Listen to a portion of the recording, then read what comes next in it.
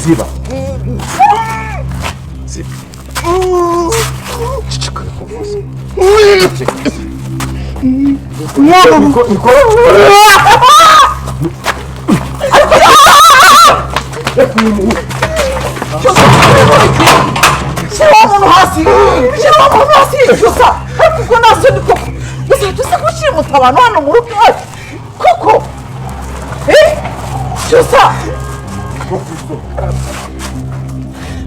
Yagize kugira acike ajyana kure noneho ahubwo acike asanga zira nyamaswa azi ko dufitanye n'ikibazo cyane byakunda nibo bamutumye nyine yimereye neza rwose wamubonye n'amaso yawe ubwo ndi igicucu koko sheri kuryo ntabona irambo iriri yashyana ngo ndiyoberwe byaye bitandukanye no kuba nitaka kanya baramuteye inda mbirimo nanjye ubwanjye mbona we ari ku ruhande bitandukanye na Simbi ni umukobwa mwiza ni umukobwa nabonye unashobotse cyane kurusha yari mwiza cyane atari yanabyaye kuba yarabyaye rero umwana ntacyo bitwaye njyewe namwemerera n'ibyo byose ntacyo bintwaye ahubwo ikibazo turi kubihamya nimba yabyemera kuko njye ntacyo bintwaye ndi tayari none se tuvuge ko baba baramenye ahantu uba ntabwo mbizi kuko inshuro maze kubabona kandi uba wagiye mu kazi mwabyihoreye kuko hari imanza zicibwa n'ubutabera kandi batarubanuye ntabwo ari imana yadinze si imana yadinze mama wapfa waretse kubimubwira utamuhahamura namuhahamura aho yabimenye ngo bende kumwica ahita yizira hano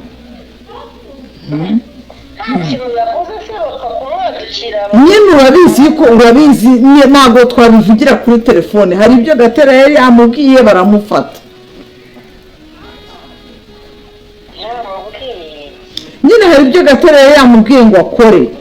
noneho baramufata iwabo urabizi ko uriya mwana ari ujya utuzanira ibintu byose ndabyibutse ko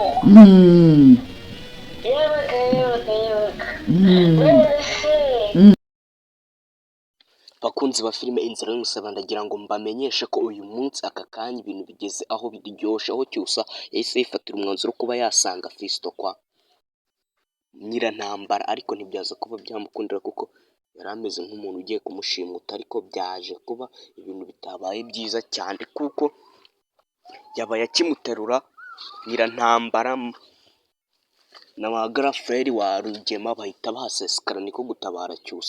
gutabara Fiston ariko nanone si ibyo gusa inkuru yamaze kuba yagera kuri mama wa Cyusa na mama wa mama mushiki wa Cyusa yuko Fiston yarabameneye acide mu biryo rwose niko kuba baranze kubirya agahita yiruka rwose wumvaga ko mama Cyusa byamuteye ubwoba bikanamuhangayikisha niko guhita avuga ati mu minsi mike ngiye kuza rwose mujye mwirinda kandi munasenga cyane si ibyo gusa kandi nanone Fiston akaba yamaze kuba yakataka Nyirantambara akamubwira iby'uko Keza yatewe inda ariko nanone akaba yikundiye Isimbi akaba ari kureba uburyo yabijyamo rwose Nyirantambara bakimubwira ibyo ngibyo yatunguwe cyane agwa mu kantu ariko nubwo yatunguwe cyane akagwa mu kantu nta kintu byaje kuba byatanga Fiston we yaje afite target yo kuba yanamubwira ati mubwire igisabwa cyose ariko Isimbi mbe namwegukana ariko nanone ku ruhande rwa Nyirantambara igihe yari arwaye nta bintu byinshi yari azi byabaga niko guhita amusubiza ibintu bitari bihuye neza rwose Fiston ayikangamo nanone si ibyo gusa hano kwa Cyusa aho Rurangirwa na Cyusa na Iribagiza na mushiki wa Cyusa aho bari bicaye barimo baganira ku bintu byabaye ubwo barugwaga mu biryo byabo rwose babiganiye wumva ko ari ibintu bari bajokinze babigize blague ariko byari ibintu byari biri seriye cyane kuruta uko byari blague nubwo rwose nta kindi kintu bari bukore ariko nyine ni ukuguma kwihangana kuko iyi filime murabona ko irimo ubugambanyi bwinshi cyane nanone mwamaze kuba mwabona ko uyu Rugema yatangiye kuba yarwarira mu nzira hano bari bamujyanye, ariko aka kanya ntituramenya ngo mama iribagiza ese ba kamarade baba baramushize. Ni ibintu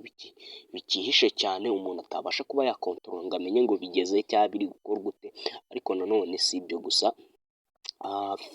Emile n'umudamu we rwose bari bicaye barimo baraganira, umudamu arimo amubwira ati hari ubutabera buzakoresha amategeko butarebeye ku kintu icyo ari cyo cyose, ariko Emile agomba kubwira madamu we ko babaye hafi ya iribagiza igihe kinini, iki atari cyo gihe cyo kuba bamutererana ngo babishyire mu mategeko, kuko erega ngo n'ayo mategeko hashobora kuba hajyamo akantu, ariko yabwiraga umudamu we ko bagomba gufasha iribagiza ibishoboka byose ukuri kukajya hanze, ndetse na mama iribagiza akaba yakibuka sitori ye yose, nubwo rwose bisa nk'aho ari ibintu bitoroshe, bari kurwana urugamba rukomeye cyane. Gusa iyi filime bashishikariza kujya muza hano buri mu gitondo isaa 2, isaa 3, kuko nibwo izajya isohoka sizoni nshya iri busohoke saa 8. Ciao, reka duhure muri sizoni y'umunsi w'ejo. Mwari nanjye Amak Films Production, ku mazina yanjye ni Marcus. Ciao.